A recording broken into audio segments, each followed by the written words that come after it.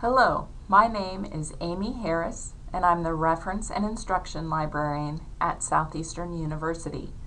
We're going to have a quick video on how to find scholarly journal articles for your graduate education program. The first thing that we need to do is have the URL for LibGuides, libguides.seu.edu.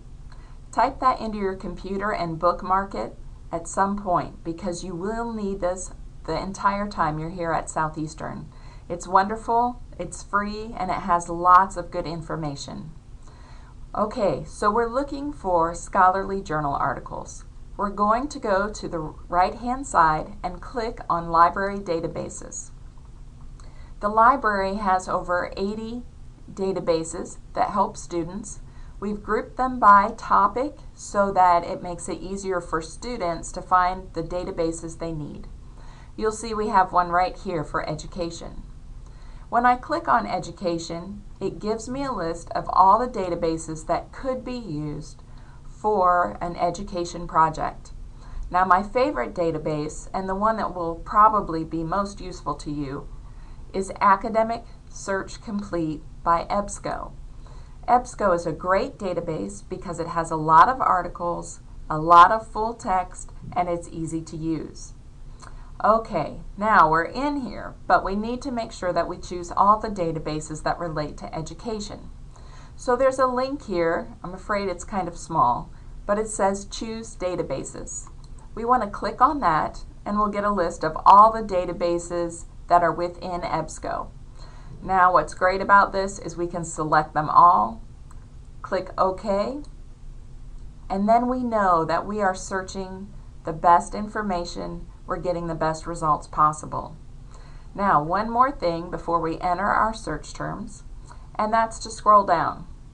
We want to make sure that we check full text. This means that we'll get the articles that are totally online. You can just print them, email them to yourself, or download them to your computer.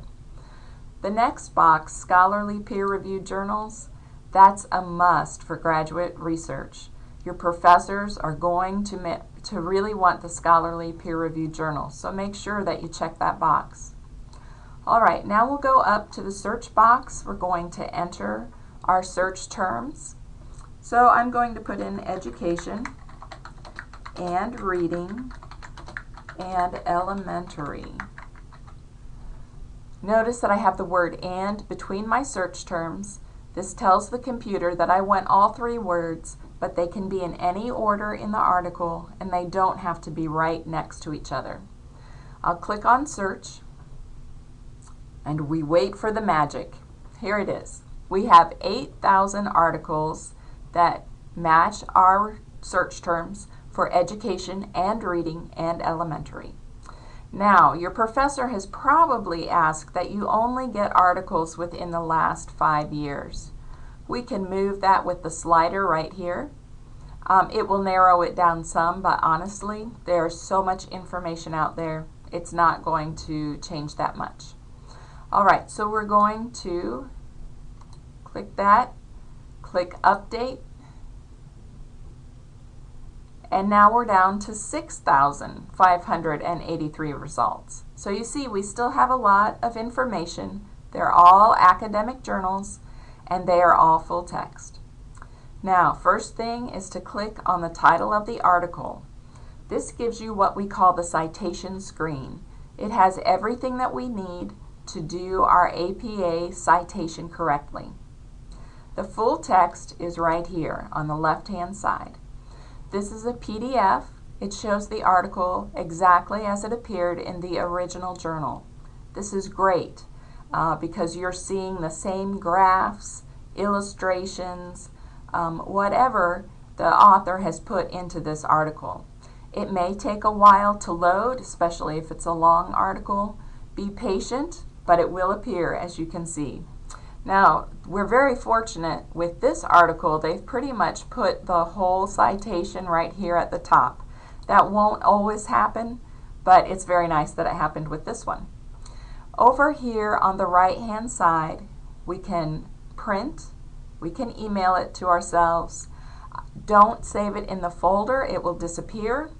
But this button, Cite, is very important because it will try and put it in the correct APA format for you.